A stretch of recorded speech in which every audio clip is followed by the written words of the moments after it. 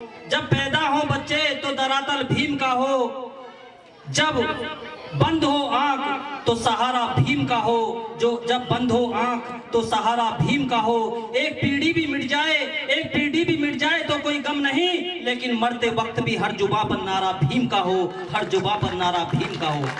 यदि बाबा साहब उस समय अकेले इतना कुछ कर सकते हैं तो आज हम सब आप मिलकर के अपने बच्चों को अच्छी शिक्षा क्यों नहीं दे सकते। अपने बच्चों को अच्छी शिक्षा दीजिए, क्योंकि शिक्षा वो शेरनी का दूध है, जो इसे पिएगा वो दहाड़ेगा।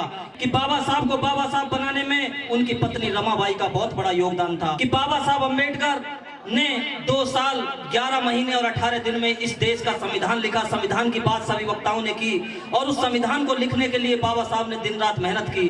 जब बाबा साहब सफर करते थे तो सफर में भी बाबा साहब दिन रात पढ़ा करते थे। जब बाबा साहब लंदन को जा रहे होते थे, जब अमेरिका को जा रहे होते थे, तो बाबा साहब रास्तों में अपनी किताबें पढ़ा करते थे। उस समय भी 24 घंटे हुआ करते थे और आज भी 24 घंटे ही होते हैं। मैं ये कहना चाहता हूँ, क्योंकि माताएं और बहनें बैठी हैं, कि बाबा साहब को बाबा साहब बनाने में उनकी पत्नी रमाबाई का बहुत बड़ा योगदान था। जो महिलाएं बैठी हैं, क्योंकि घर का जो पुरुष होता है वो बाहर कमाने के लिए चला जाता है, महिलाएं अपने बच्चों को, माताएं अपने बच्चों को संस्कार देती हैं। माता रमाबाई ने अपने 4 बच्चों की कुर्बानी दी।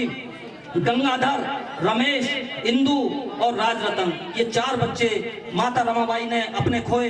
बाबा साहब अम्बेडकर जब विदेश में पढ़ने के लिए गए थे तो वहां पर जब वो पढ़ रहे थे तो बाबा साहब के पास पैसे खत्म हो गए।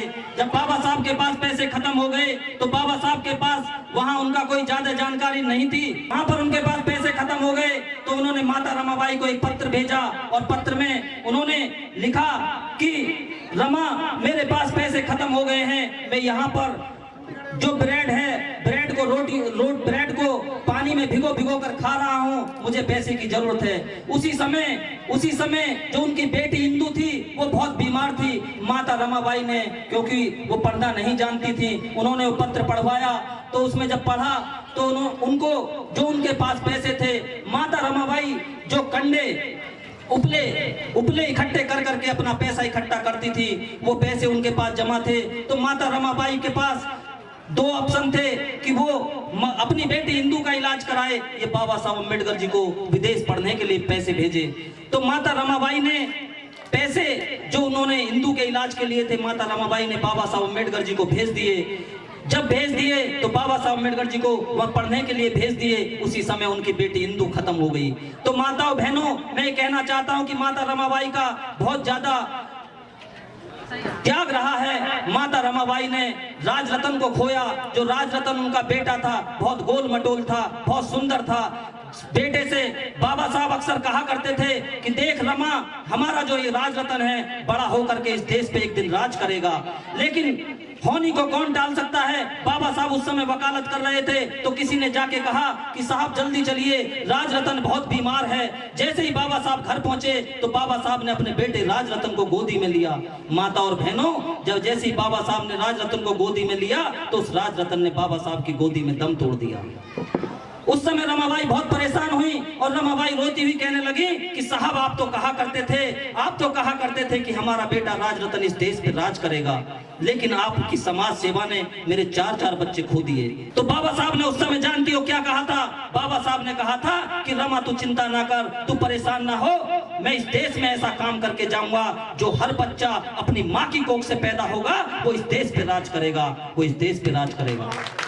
मैं आपसे कहना चाहता हूं कि बाबा साहब के त्याग को मत भूलना। अगर मैं यहाँ कोट पहन के खड़ा हूं, ये समाज में यदि मुझे जाना है तो कोट पहन के मैं इसलिए खड़ा हूं क्योंकि मुझे कोट पहनना बाबा साहब अम्बेडकर जी ने सिखाया है। अगर मैं अच्छे कपड़े पहन रहा हूं तो मुझे बाबा साहब अम्बेडकर जी ने सिखाया है। मैं ये कहना चाहता हूं कि आप यदि आज अच्छे कपड़े पहन रहे हैं, गाड़ियों में चल रहे हैं, आपके पास अच्छे मकान हैं, तो ये बाबा साहब की देन है। अगर बाबा साहब इस देश में भारत का संविधान लिखकर नहीं जाते और बाबा साहब इस देश में भारत के संविधान में आरक्षण की व्यवस्था करके नहीं जाते और आरक्षण नहीं होता तो अनुसूचित जाति जनजाति के लोगों के पास आज नौकरियां नहीं होती, और नौकरियां नहीं होती तो आज हम यहाँ कुर्सियों पर नहीं बैठे होते। इसलिए बाबा साहब के त्याग को याद रखो, माता रमाबाई के त्याग को याद रखो, माता सावित्रीबाई जिनके ऊपर गोबर फेंका जाता था, उनके त्याग को याद रखो। आप हर समय याद रखो, तो भारतीय संविधान के खिलाफ जाकर के अनुसूचित जाति जनजाति के लोगों पर अत्याचार करते हैं। हमारे पास वकीलों की टीम है, हमारे पास सामाजिक कार्यकर्ताओं की टीम है, क्योंकि बाबा साहब उस समय पर उतना कर गए जितना उससे ज्यादा कर गए, क्योंकि उस समय बहुत छुआछूत थी। बाबा साहब ने पानी पीने का अधिकार दिलाया, बाबा साहब ने आपको हर जगह जाने का अधिकार दिलाया, आपको कपड़े पहनने का अधिकार दिलाया। यदि बाबा साहब उस समय अकेले इतना कुछ कर सकते हैं, तो आज हम सब आप मिलकर के अपने बच्चों को अच्छी शिक्षा क्यों नहीं दे सकते? अपने बच्चों को अच्छी शिक्षा दीजिए, क्योंकि शिक्षा वो शेरनी का दूध है, जो इसे पिएगा वो दहाड़ेगा, जो इसे पिएगा वो दहाड़ेगा। यदि मैं शिक्षित नहीं होता तो आज मैं यहाँ बोल नहीं रहा होता। तो मैं आपसे कहूंगा, माताओं बहनों से, अपनी बच्चों को शिक्षा दीजिए। बाबा साहब अम्बेडकर जी का जो कह के गए, संविधान अपने घर में रखिए, अपने बच्चों को आगे बढ़ाने का काम कीजिए। और कोई भी जो बच्चे हैं, जो युवा साथी हैं, वो कोई भी जोश में होश खो करके कोई भी ऐसा काम ना करें, शासन प्रशासन के खिलाफ काम ना करें, क्योंकि आज हमसे शिक्षा छीन ली गई है, आज हमसे शिक्षा छीन ली गई है और सारा कुछ हमें संविधान भी बदलने की कोशिश हो रही है। हम सभी को लोगों को संगठित रहना है। बाबा साहब ने कहा था कि शिक्षित बनो, संगठित रहो और संघर्ष करो। हमें शिक्षित तो हम हो गए, लेकिन शिक्षित होने के साथ हमें अपने बच्चों को, अपने अड़ोसी पड़ोसी को शिक्षित भी करना है।